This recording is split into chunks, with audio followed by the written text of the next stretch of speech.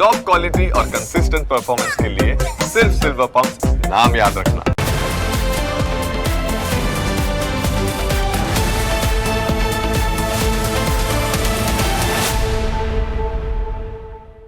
છ મહિના પહેલા જ આવી એક ઘટના બીજી પણ બની હતી અને 6 મહિના પછી ફરી એક વખત તેના પડઘા પડ્યા છે।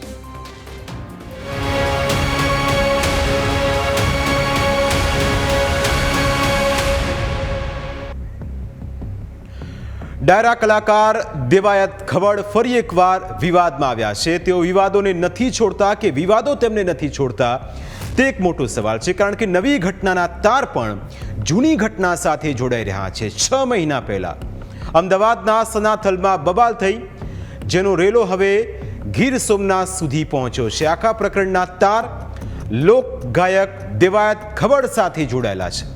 6 મહિના પહેલા શું વિવાદ થયો હતો તેની અમે વાત કરીશું, પરંતુ અત્યારે ગીર સોમનાથમાં શું ઘટના બની છે તેની પહેલા વાત કરીએ।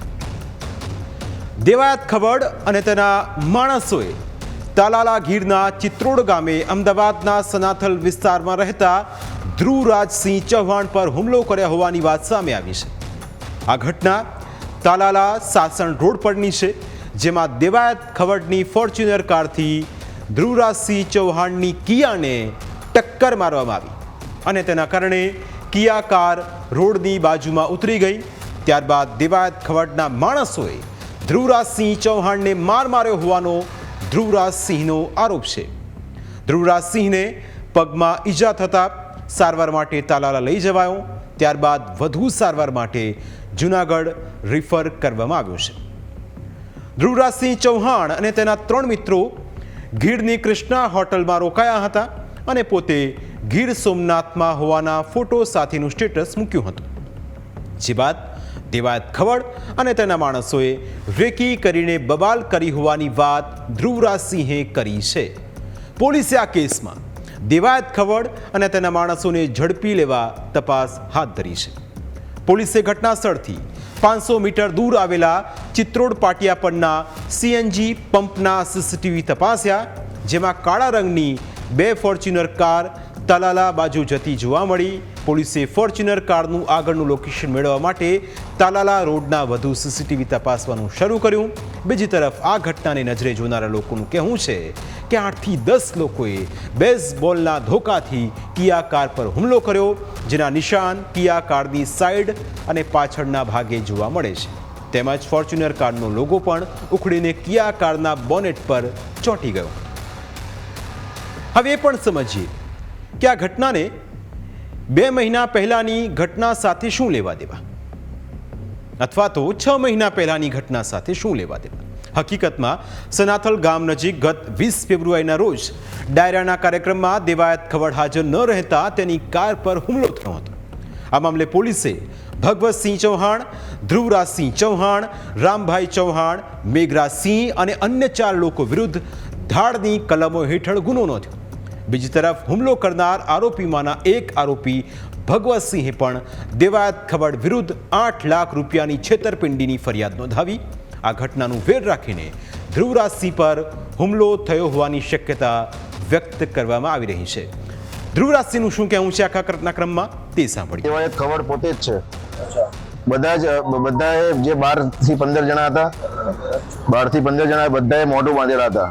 પછી છેલ્લે જેનું દેવાયતનું મોઢું ખુલી ગયું એટલે મને ખબર પડી કે દેવાયત છે, તો મેં એને 5 વાર કીધું દેવાયતભાઈ રહેવા દે, દેવાયતભાઈ રહેવા દે, પણ એ કોઈ માન્યો નહીં। એટલે પગમાં રીતના માર્યું અને કે આ રિયોલો તારા આટલું લાવ્યો છું 2 નંબરની, વડાકો કરીને તેના માન નાખવાનું થઈ જતું, જો કેસ બેસ કરતો મારી અમારા ગામમાં જે મારા દાદાનો જે પ્રોગ્રામ રાખેલો હતો એમાં એ નતા આવેલ, તો અમે એને એ વખતે 8 લાખ રૂપિયા આપીને બોલાયેલા હતા। એ તો મીડિયામાં બધાને ખબર જ છે। 8 લાખ રૂપિયા અમે આપીને બોલાયા હતા, તો પછી છતાં એ આયા નહીં અને પછી જે બધું ઘટના થયું એ કર્યું બીજા બધાએ અને બધું કર્યું અમારી ઉપર કે તે કર્યું છે એમ। એ રીતના એને એમ કે તે મારી ગાડી પાણીમાં નાખી દીધી, તે મારી ગાડી પાણીમાં નાખી દીધી, આપણે એવું કશું કરેલું જ નહોતું। હા. તો આપેલા તમને કાલ રેકી કે એવું કંઈ કર્યું હશે? હા, રેકી. અચાનક કાલે જ તમારા પર હુમલો થયો. રેકી કરેલી. અમે જ્યાં અમારા ભાઈબંધનો રિસોર્ટ છે હું ત્યાં રોકાણો હતો. એમને કીધું કે ભાઈ તમારા ઓલા જે દેવાયતભાઈ આયા છે એમ કે ગોતે છે. એટલે મેં બહુ ધ્યાનમાં લીધું નહીં. મેં કીધું આયા છે તો એને કઈ કામ હશે એમ. આવી તો ખબર જ નથી કે પાછળથી આ રીતના એમ મારી પર વાર કરશે એમ. જોકે દેવાયત ખવડ હંમેશા વિવાદમાં રહેતા આવ્યા છે. સૌથી પહેલા રાજકોટમાં કાર પાર્ક કરવા જેવી બાબતે દેવાયત ખવડ અને એક અજાણો શખ્સ ધોકા પાઇપ વડે તૂટી પડ્યા, જેમાં ઇજાગ્રસ્ત થયેલા યુવકને હોસ્પિટલમાં લઈ જવાયો હતો, પરંતુ પોલીસ આવવાના ભણકારા વાગતા જ દેવાયત ભૂગર્ભમાં ઉતરી ગયો હતો. ઘટનાના 10મા દિવસે દેવાયત ખવડ ક્રાઇમ બ્રાન્ચમાં હાજર થયા. દેવાયત અને મયુરસિંહનો વચ્ચેનો ઝઘડો જૂનો છે. અંદાજે નવેમ્બર 2021માં મયુરસિંહ રાણા તેમના કૌટુંબિક મામાના ઘરે બેસવા ગયા હતા, ત્યારે દેવાયત ખવડ સાથે કાર પાર્કિંગ બાબતે ઝઘડો થયો. જોકે તે સમયે પોલીસે સમગ્ર મામલો થાળે પાડ્યો અને સમાજના મોભીઓએ બંને વચ્ચે સમાધાન કરાવ્યું હતું. ત્યારબાદ ટિકટોક સ્ટાર કીર્તિ પટેલ અને દેવાયત ખવડ વચ્ચે સોશિયલ મીડિયા પર જંગ જામ્યો. આ વિવાદ ગુજરાતી સોશિયલ મીડિયા પર ભારે ટ્રેન્ડમાં રહ્યો. આખરે બંનેએ સમાધાન કરી લીધું. કીર્તિનો વિવાદ શમ્યો હતો ત્યાં જ જન્માષ્ટમી નિમિત્તે યોજાયેલા એક ડાયરામાં લોક કલાકાર બ્રિજરાદાન ઈસરદાન ગઢવીએ નામ લીધા વિના દેવાયત ખવડ ઉપર આકરા પ્રહારો કર્યા. બ્રિજરાદાન ગઢવીએ કહ્યું હતું કે જે દિવસે આ બ્રિજરાદાનને માફીનો વિડીયો બનાવવો પડે એ દિવસથી બ્રિજરાદાન ક્યારેય સ્ટેજ પર નહીં ચડે. કેટલાક લોકો સ્ટેજ પર મર્દાનગીરી વાતો કરે છે અને પછી નીચે ઉતરીને માફી માગી લે છે. આ અંગેનો વિડીયો વાયરલ થયા બાદ દેવાયત ખવડે વળતો જવાબ આપતા કહ્યું કે મર્દાનગી અને લોહીના પુરાવા ન આપવાના હોય, કોનું લોહી છે એના પુરાવા બાય કાંગલાઓએ આપવા પડે. લોકો મોઢામાં આંગળા નાખીને બોલાવે છે એટલે જીભ લપસી જાય છે. બંને કલાકારો વચ્ચે શાબ્દિક યુદ્ધ જામ્યા બાદ આખરે મઢડા સોનલધામ ખાતે બંનેનું સમાધાન થયું. દેવાયત ખવડે ભારતના લોખંડી પુરુષ સરદાર વલ્લભભાઈ પટેલનું પણ અપમાન કર્યું. ભાન ભૂલેલા દેવાયત ખવડે સ્ટેજ પર બેસીને સરદાર વલ્લભભાઈ પટેલના પિતાનું નામ લઈને અપમાન કર્યું હતું. વિડીયો વાયરલ થયા બાદ લોકોમાં આક્રોશ જોવા મળ્યો. તે સમયે ફક્ત પાટીદાર જ નહીં પણ બીજા સમાજોએ પણ દેવાયત ખવડનો વિરોધ કર્યો હતો, જેને પગલે દેવાયતે માફી પણ માંગી હતી. આમ વિવાદ અને દેવાયત ખવડને જૂનો નાતો છે. એક સમયે જે દેવાયત સાયકલ લઈને ફરતા હતા તેની પાસે આજે ઓડી સહિતની અનેક લક્ઝરિયસ કાર છે. 10 વર્ષ પહેલા ગામડાના કાચા મકાનમાં રહેતા દેવાયત ખવડ આજે પત્ની અને દીકરા સાથે લેવિશ બંગલામાં રહે છે. આ તેમની અંગત પસંદગી હોઈ શકે, પણ જે રીતે વિવાદો તેમની સાથે જોડાય છે તેના કારણે દેવાયત ખવડની છબી ખરડાય છે એ પણ એક મોટો સવાલ છે, કારણ કે દેવાયત ખવડની પ્રતિષ્ઠા પર પણ અહીં લાંછન લાગી રહ્યું છે.